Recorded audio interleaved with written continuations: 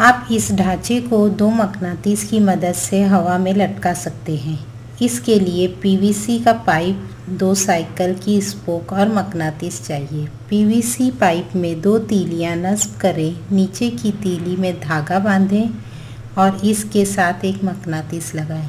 ऊपर की तीली पर बहुत ही ताकतवर मकनातीस है, इसकी वजह से नीचे वाला मकनातीस कशिश करता है और धागा तना रहता है। आप धागे की बजाय एक ढांचे को लगा सकते हैं।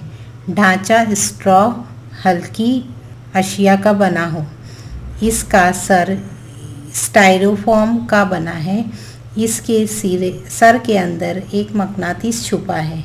ये मकनातीस ही ऊपर के मकनातीस की जानिब कशिश करता है और ये ढांचा हवा में लटकता रहता है और ये हवा में झूलता रहता है।